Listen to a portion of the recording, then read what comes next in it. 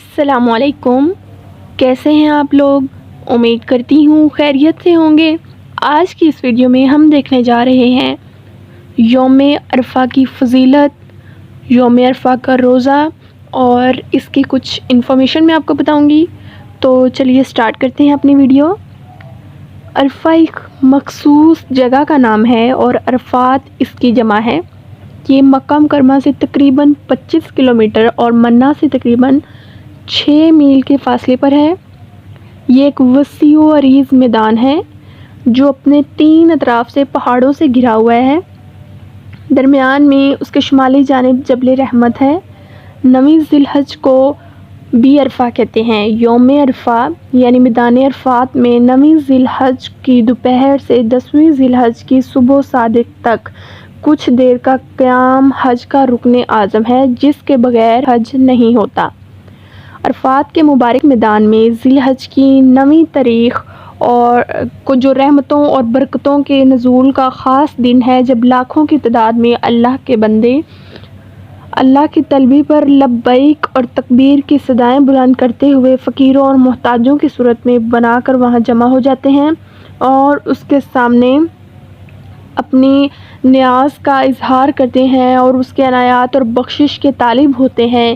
اس کے حضور میں اپنے اور دوسروں کے لیے رحمت اور مغفرت کے لیے دعائیں اور آہوازاری کرتے ہیں اور اس کے سامنے روتے اور گڑ گڑاتے ہیں تو یقیناً ارحم الراحمین کی رحمت کا سمندر جوش میں آ جاتا ہے۔ جیسا کہ حدیث قدسی ہے، میری رحمت میری غضب پر غالب ہے۔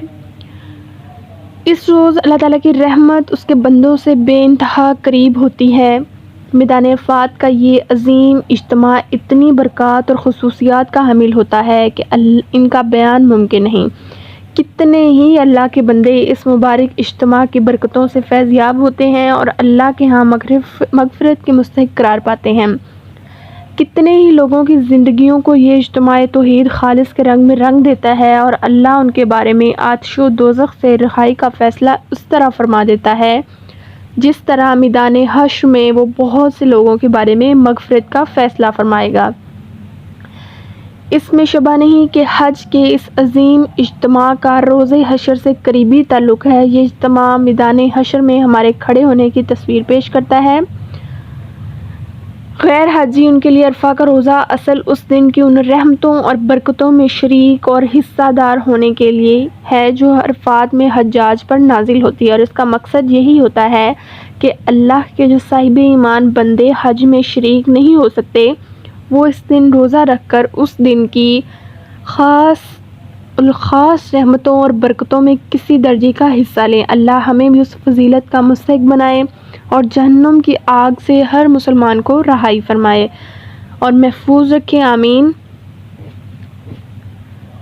نبی کریم صلی اللہ علیہ وآلہ وسلم نے ارشاد فرمایا، عرفہ یعنی 9 ذی الحجہ کے دن کے روزے کے بارے میں مجھے اللہ تعالیٰ کی ذات سے یہ امید ہے کہ وہ پچھلے 1 سال اور آنے والے 1 سال کے گناہوں کے لیے کفارہ بن جائے گا۔ صحیح مسلم 1162۔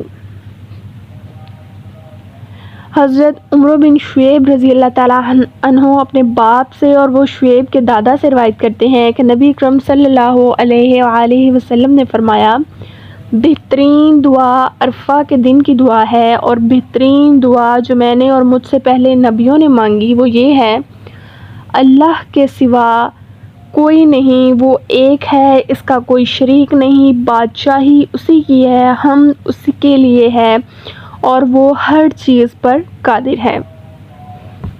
9 ذی الحجہ کو خاص طور پر دعائیں کریں، جو بھی مانگ سکتے ہیں مانگ لیں، کیونکہ آپ صلی اللہ علیہ وآلہ وسلم نے فرمایا، یوم عرفہ میں مانگی گئی دعا بہترین دعا ہے۔